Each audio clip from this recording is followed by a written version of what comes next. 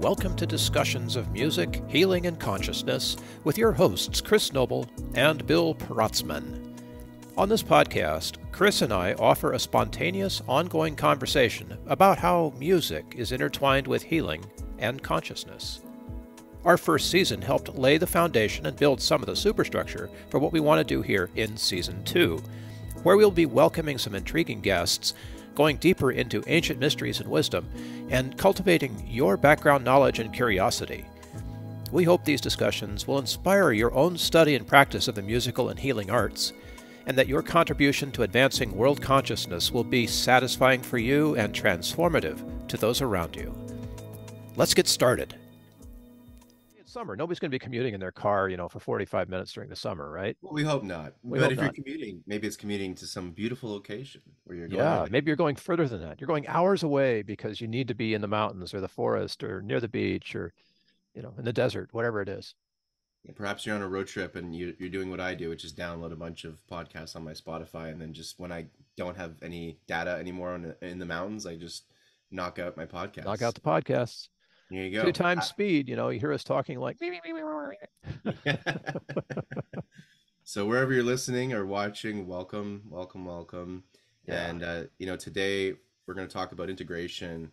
And I know, Bill, you've got lots of really amazing experience on integration. I'm actually curious to know, like, when was your first time where you truly understood the importance of integration? Because I Oh, know certainly with psychedelic experiences or spiritual experiences, they can be so profound in the moment, so profound, and then the next day, you can kind of just be like, what do I do with that? what just happened? What just what just happened, man? My first sort of awareness of integration had nothing to do with psychedelics, had nothing to do with psychotherapy. It had to do with just coming to grips with what I need to do as a musician. And I can't even tell you precisely when that happened. It wasn't like a moment, it was a process, maybe years, when I realized that the traditional path of being a piano player was not where I needed to serve. And it's a crazy thing, so you spend all your life, like I did growing up, to play the piano and getting really good at it. And then at some point or another, you start to realize that there are people your age who are like monstrously good at it, just so far beyond, right? And in order to compete, you'd have to do, X amount of work to get there. So I don't know. I had my 10,000 hours in my 20s, but I know people personally who had their 10,000 hours in their early teens, you know, and I know there are people out there who are even better than them who've been just, devoted to the craft. So I started to have this awareness that, first of all, I love what I do, and that was a very important part of me, of being a musician. And secondly, that I would need to find a lane that was not that. I just didn't fit in the music department. I wasn't going to go and listen to, music history 7 hours a day. I wasn't going to practice 4 hours a day. I wanted to, but there were too many other things in life, right? So that awareness began to grow. And over the course of maybe 10 years, it took to figure out how to integrate, build a piano player into build a human being, and to make those things work in a way that I could sustain, and still enjoy without feeling like I was in the grind. Uh, that's integration. And that time frame, I think, is so important because it's not like, we sort of taught these days, well, you have a psychedelic experience and then you spend the next couple of weeks figuring it out and then you have another psychedelic. It's like, well, yeah, but it's a bigger thing, right? Integration is sort of like the description of the process of living fully, if you will. How do you do that? Well, you try, you keep at it, and you keep doing things that make you live more and more deeply all the time. Like we were talking about in the last episode of that amazing 4.5 hour experience.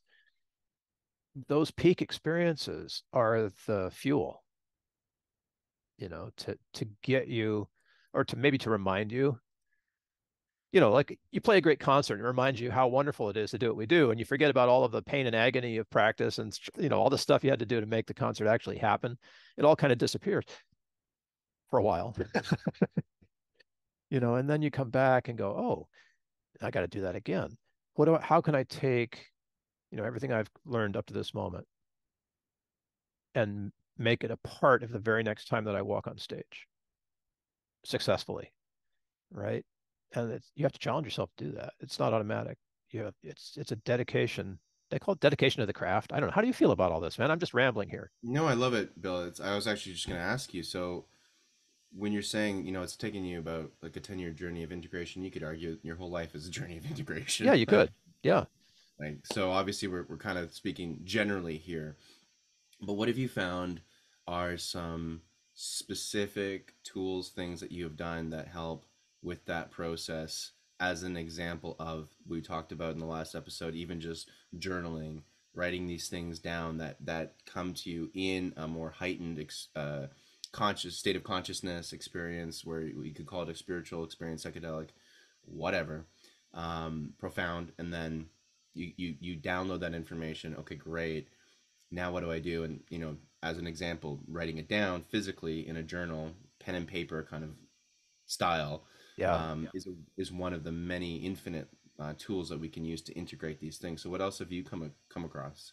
Well, along the course of life, you get therapy, and there's other sort of clinical tools out there too. Um, Journaling is a great one. Poetry has been a way, whether or not it's published, it doesn't matter, but poetry is a way of challenging yourself to be terse, to be pithy about things. And in my case, my biggest challenge is making it concrete. So finding ways of being able to unpack the mental stuff into a form that's tangible that I can hold and that I can throw up against the wall and see if it sticks, literally to turn it into something that's like that. Um, the more esoteric ways that belong to musicians, I think, are precisely, working the craft, because we know that that moment in performance is going to be everything that we prepared for. And our practice and our dedication and learning new stuff and making it great and all of that is the set. It's getting the set ready, literally the musical set, for the setting of the concert experience, in which it all comes together and releases that, whatever the things are that lead to further integration the next time, right? So that whole set and setting is an integration practice leading up to the moment. So obviously there are ways of enhancing all of that. I've always been a deeply involved concert goer. It's more difficult to sit in the seats and have that numinous or ineffable experience, but it happens.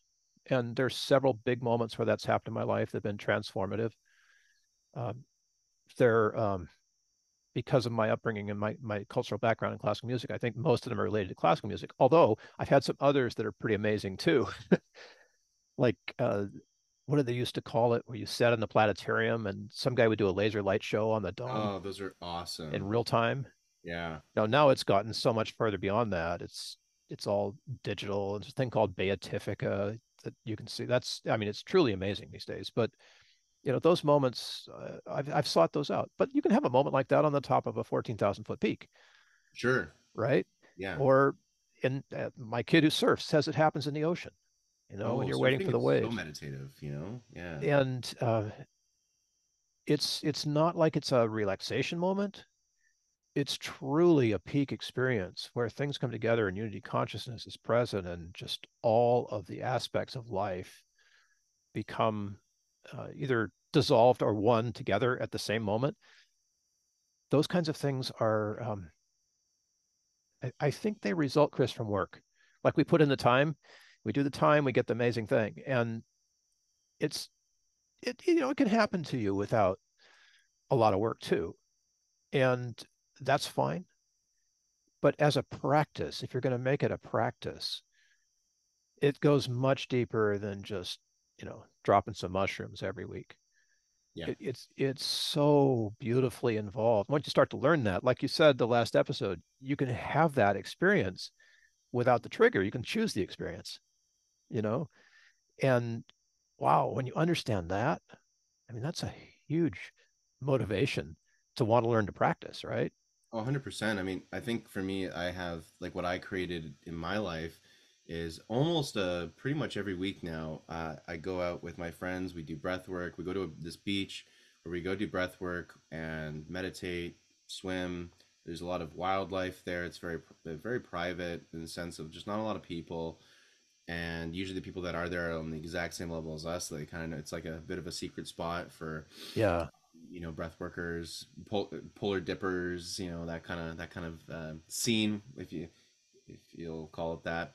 And every week I do that because for me that is one of my best and most intentional ways to integrate whatever I'm moving through, and also to release whatever I need to release, and to receive whatever downloads information I need to receive. And when I do those practices with my friends in community, sometimes it's just one friend, sometimes it's like three, four, five of us, and that in of itself helps all of the things, whether it's integration or new ideas, because Hmm. it's like you're integrating and you're creating space for new things too, all at the same time. So it's also, integration can kind of look like a whole mixed bag sometimes, because Yeah, you're it integrating does. one thing, It's right? a circle I've in the drawings that I've seen.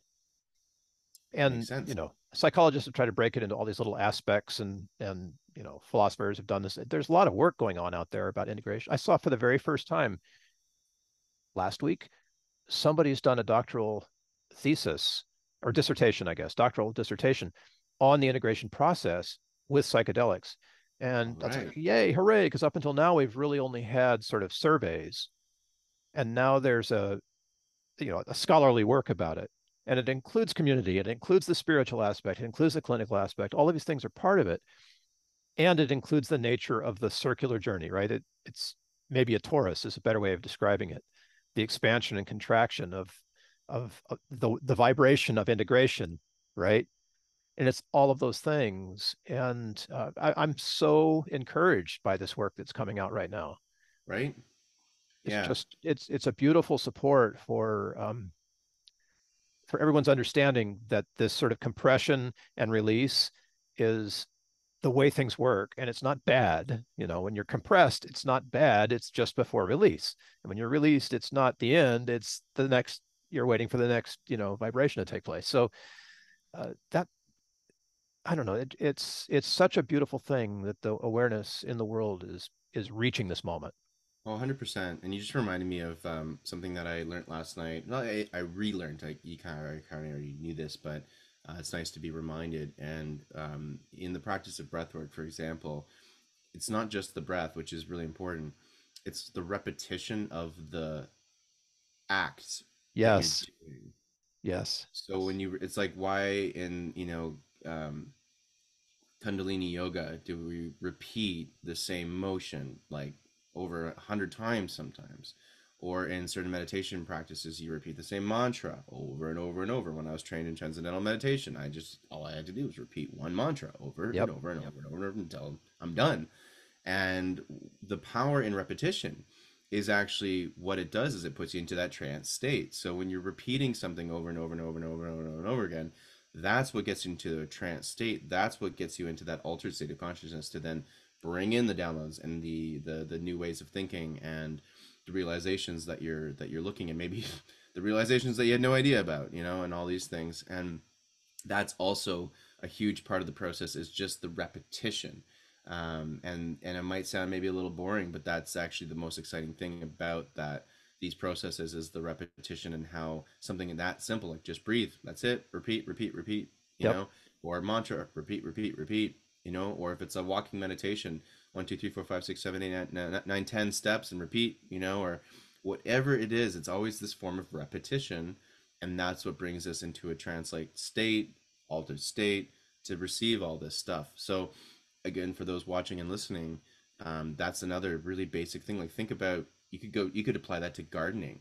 You could go into your garden and just plant the same thing in a row and do it, for the next half hour to an hour, and that's your meditation, and that's your integration. That's your way of doing exactly what Bill and I are talking about, not just in this episode, but almost every episode. And it can look a million different ways. So that's the really cool thing too about this. I won't say it's a new area. It's just a rediscovered area of, very ancient practices we've been doing pretty much as long as we've been around on this planet. And to rediscover that, especially in Western culture, is so exciting, because at this event yesterday that I was doing, I was in the downtown core of my city here in Vancouver, British Columbia, in the financial core, in the like the most corporate, commercial part of the city.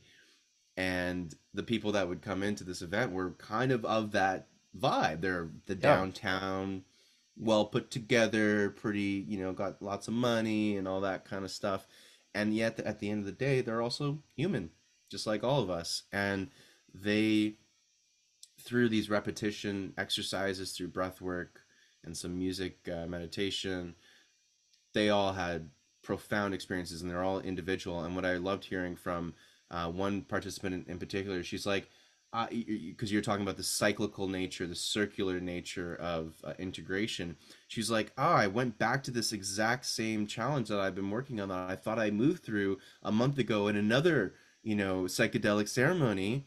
And then it came back, but it was a little different this time. I was like, that's not a bad thing. That's actually a Yeah. really good thing, Yeah. because that's the circular nature. We're always, in a way, we're just like, you don't just get over something and it's never going to happen again. Maybe there's something that happens like that, but for the most part, we just go in cycles of different things, and that's not a bad thing, because you get to a new level.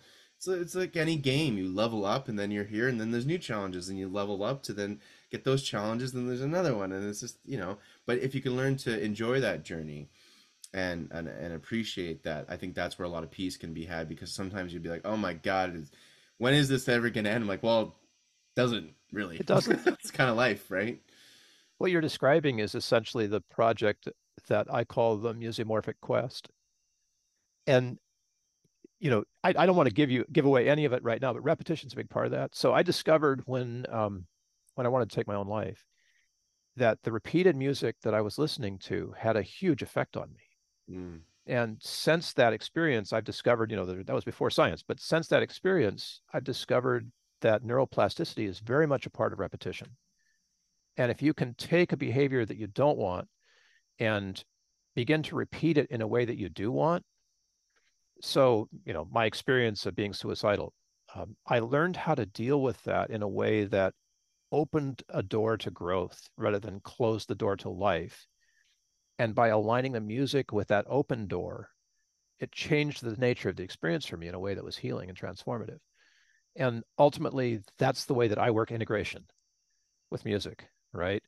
Is by being able to connect a desire deeply with music that works on us mentally, emotionally, spiritually, physically, right? The whole thing. Oh yeah. That's incredibly powerful. And that repetition of it literally rebuilds your brain, which is important, but it's also rebuilding your heart, right? And your soul and your gut. It's changing the way that you inhabit that kind of transformative moment. And I think that's really what integration is all about. You just can't integrate the brain, right?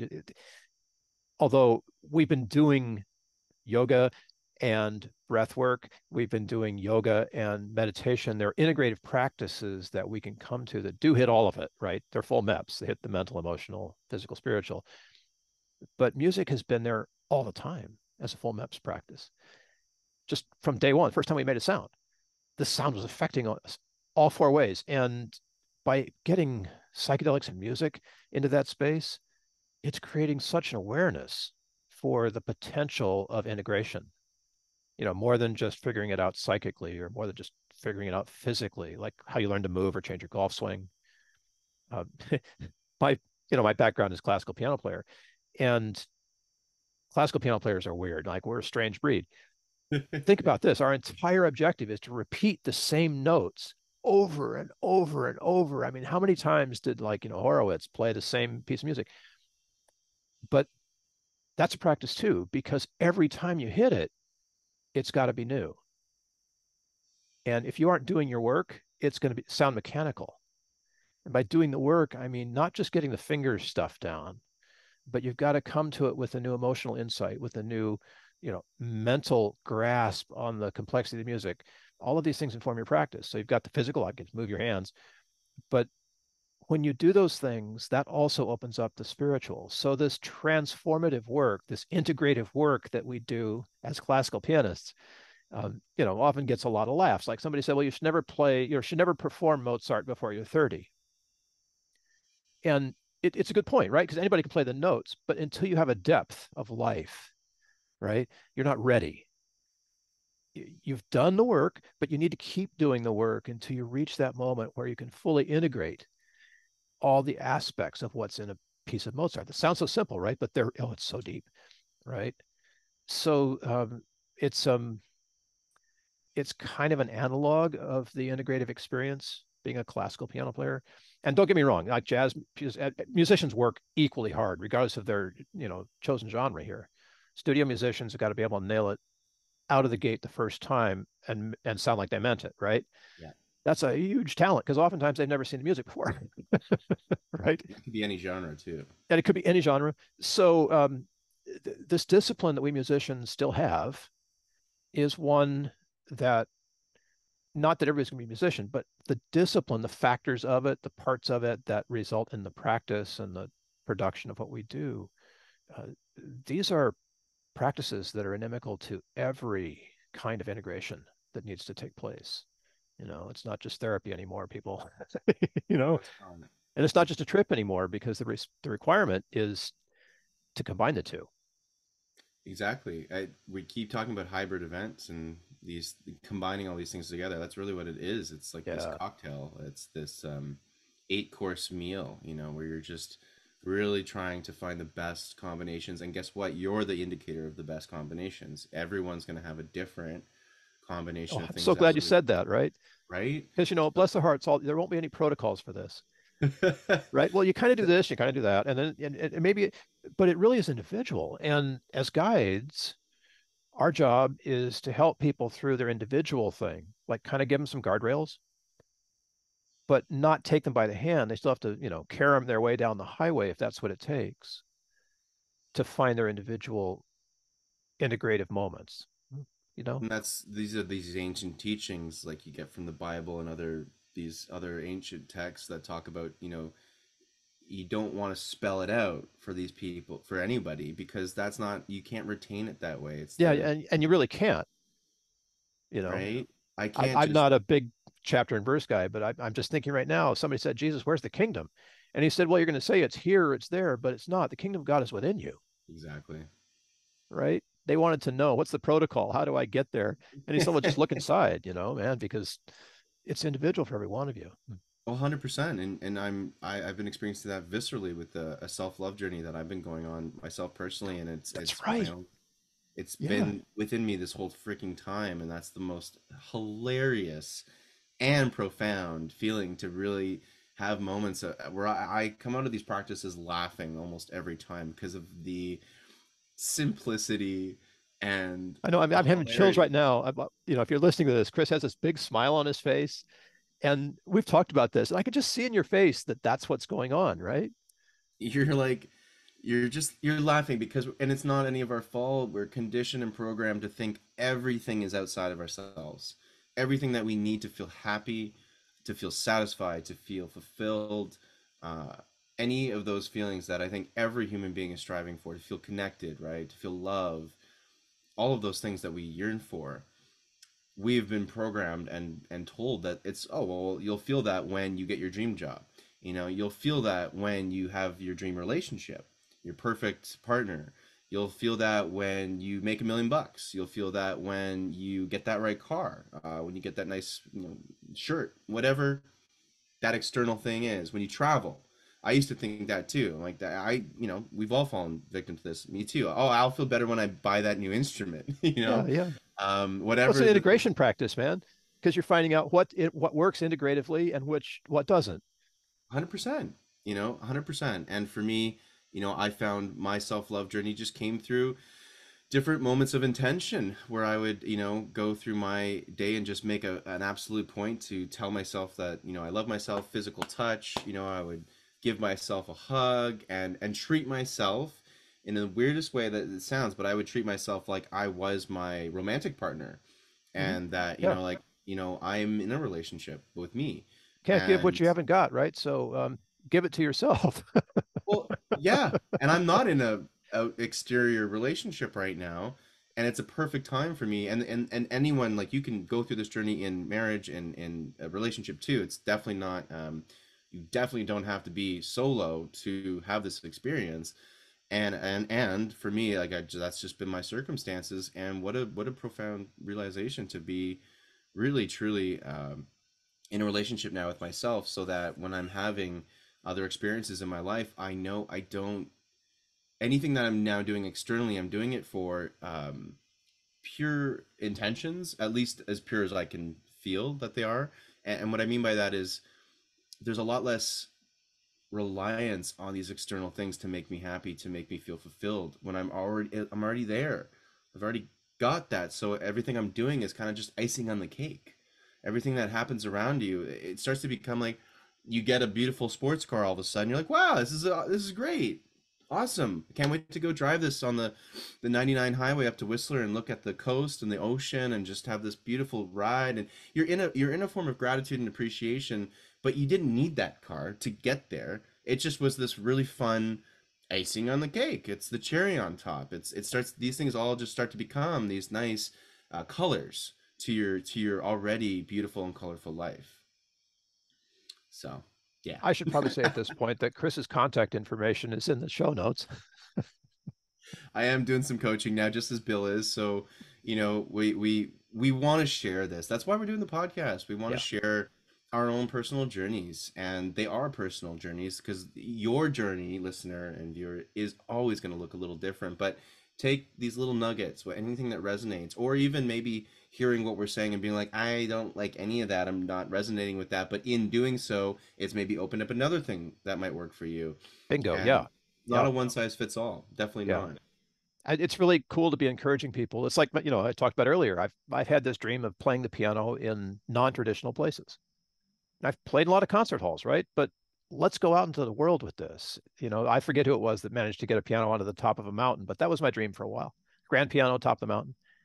And those people, that can hike up to the top of a 14,000-foot peak or something with their cello and make music up there and record it. It's like, yeah, go. So, one size doesn't fit all. And we got to live our way. What is it that Rilke says? I've got it up here. Perhaps live the questions now. Perhaps then, without noticing it, you'll live your way into the answers. And Love it. that is beautiful to me, right? Because we really don't have a lot of answers, particularly about like the psychedelic experience. But let's take it even further, the spiritual experience, what people have been writing about now for thousands of years. You can't really tell anybody what it is, but you can say what it's like, and what it's like for you and what it's like for me. They're two different things, but it's still a spiritual experience that got us, that got us deeply. And if nothing else, if you're listening to this or watching this, if nothing else, that's what to strive for. That's where the change is going to come. And however you get there is like, that's cool. Just do it. Nike, just do Nike, it. just do it, right? And it's Oh, gonna look different for everyone, like you said, right? So yeah. it's just kind of getting that. I used to have a bit of a guru complex where I would see these people who are, just living so in resonance and in harmony, and Yeah. feeling really, you could just sense they are in love with their life and themselves. And it's like, wow, that's so awesome. How do they do that? And I would listen to their techniques and everything, and I'd write them all down, and then I go practice them, and that was all important, of course, part of my journey. And at the same time, now looking back, I'm like, right, it's been a combination of all of those things.